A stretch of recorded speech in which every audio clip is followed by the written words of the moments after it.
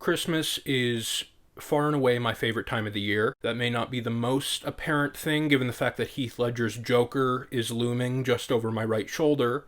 Not exactly the most festive figure, but I love the booze, the cheer, the family, the friends, the eggnog mixed with the booze. But most of all, when it comes to Christmas, my favorite aspect of the whole season are the films. Today I'm going to be discussing a collection of my favorites.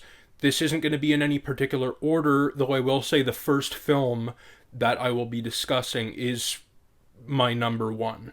1982's The Snowman. This is a brilliant film. It is a kid's storybook brought to life. I mean, it literally is. It was adapted from the 1978 book by Raymond Briggs. The animation is impeccable. The two real stars of the film are the animation, as I mentioned, but the music as well. If I were to use two words to describe the film as well as the music that accompanies it, those two words would probably be magical and haunting. Maybe not the combination of adjectives that you're looking for on this Christmas day, but apparently I am. There are three different prologues that accompany the film through three different versions. My personal favorite is the live-action David Bowie prologue, followed by the Raymond Briggs prologue, the author of the book itself, followed by the Father Christmas animated intro. And this particular incarnation of Father Christmas appears in The Snowman. He also appears in his own animated special called Father Christmas. I think he appears in something else. It's basically the CCU, the Christmas Cinematic Universe. And I don't really want to have anything to do with that. So I'm going to stick with my David Bowie intro. The ending is heartbreaking and bold and ballsy. Not really something that you would see done in a lot of Christmas films today. But the ending is really what cements the film as being one of the most powerful forms of art that I've ever experienced. It's brilliant and eerie and ethereal. How the Grinch Stole Christmas. Whenever I bring up that this is one of my favorite Christmas films, some people might throw at me, oh, you mean the live action one with Jim Carrey? No. The cartoon. The perfectly paced, simple cartoon with a clear, wholesome message with legendary narration by Mr. Boris Karloff. What else do you need? Now, in all honesty, Jim Carrey is one of my favorite performers of all time, and the physicality that he brings to that suit is undeniably impressive. But I'm just wondering which exec of that 2000 Grinch live action film saw the cartoon and thought to himself, you know what this is missing? Jeffrey Tambor kissing a dog's asshole. That is a thought that someone had. And that's not something I need in my Grinch film, so I'll stick with the perfect cartoon. Krampus came out in 2015. This is an awesome gateway horror picture. It's not a kid's film. It's not a rated G animated romp. It's also not a really terrifying horror movie. It's somewhere in the middle.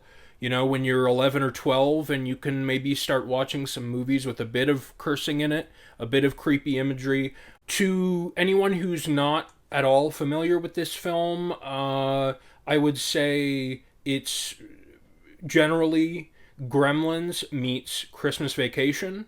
The film certainly has its fair share of creepy imagery, but it is not a horror film. There's plenty of comedy in the thing, and all you really have to do for that to be confirmed is look at the cast that consists of David Koechner and Conchata Ferrell.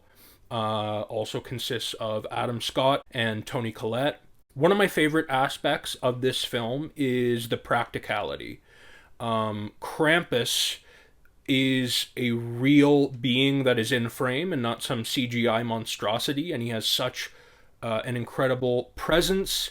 Krampus's elves are also extremely creepy. This movie does utilize a bit of CG, but it does it sparingly and effectively. I mean, this film has it all. It has a great cast. It's funny. It's intense. It's like a Christmas nightmare. And there are some genuinely creepy images. The one that sticks out to me the most is there's this practical, again, Jack in the Box that comes to life and eats a kid, opens its mouth, and we get to see the innards and guts of this fucking creepy Jack in the Box. That's kind of what I mean when I say Christmas nightmare. Gremlins, 1984. This is a Christmas classic. There are so many iconic aspects of the thing. Gizmo and the Gremlins, the theme itself. You know, some people may understandably say that their favorite scene is the Gremlins getting ossified at the bar, or the Gremlins singing along to Snow White in the cinema. And as much as those are fantastic scenes, my favorite kind of sequence in the film has to be the mom versus the Gremlins. Mom v. Gremlins, Dawn of Justice. Billy Peltzer's mom is such a badass. She stabs the living shit out of one of these Gremlins. And for the grand finale, she cooks up one of these sons of bitches in a microwave. Now, add to everything I just mentioned the fact that this movie contains 80s Corey Feldman. You can't really go wrong. Merry Christmas, Mr. Bean from 1992. This has got to be the funniest half hour of film or TV that I've ever seen. Rowan Atkinson is a genius. There are a million phenomenal bits. I'm not going to list all them off for you here, but I will say that my number one favorite is when Mr. Bean conducts an orchestra. It is some of the most hilarious stuff I've ever seen in my life, and that's about it. There's not really much to say other than that. It's very simple, and sometimes simple is perfect, and you don't need to do anything more than that. A la Mr. Bean, a la Grinch, a la I Don't Want to See Jeffrey Tambor Kissing a Dog's Soul, A Charlie Brown Christmas, 1965. I hate to sound derivative, but this thing is perfect. It's simple. It's quaint. It's like subtly iconic.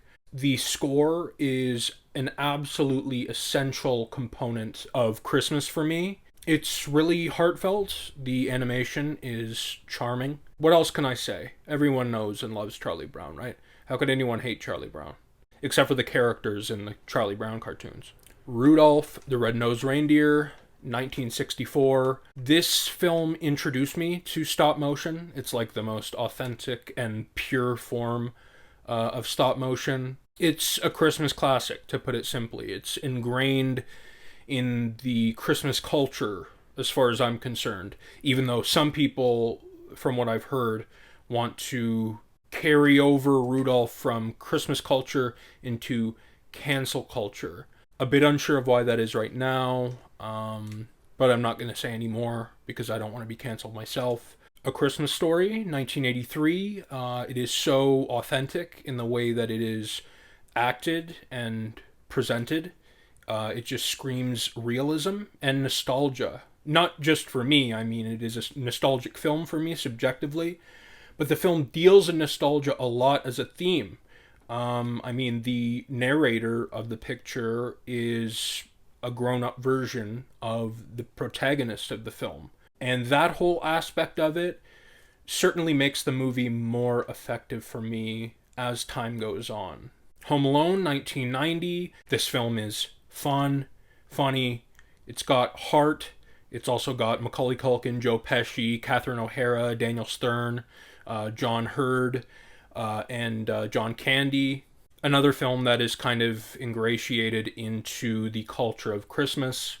This is the first time I'm using the word ingratiated aloud, so I'm hoping that it pertains to what I'm saying here.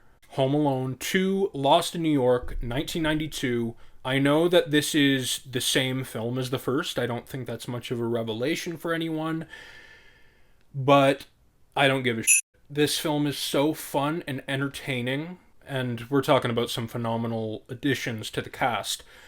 Tim Curry, Rob Schneider, Donald Trump, who may be even less of a festive figure than our friend the Joker.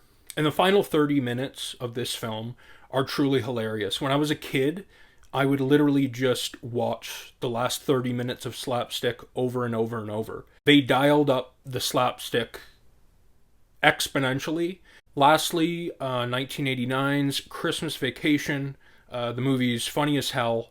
Like The Christmas Story, it's authentic in the way that it is presented. In particular with this film, when it comes to its depiction of like familial chaos around the holidays.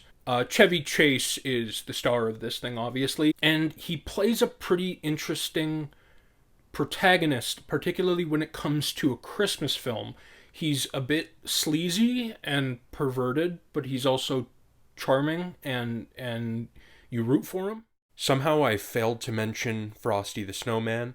In the same kind of vein as Rudolph, it's sort of ingrained in the Christmas culture, for me anyway. It's fun, it's got a great heart, and it also has a wonderful mustache twirling villain in Professor Hinkle.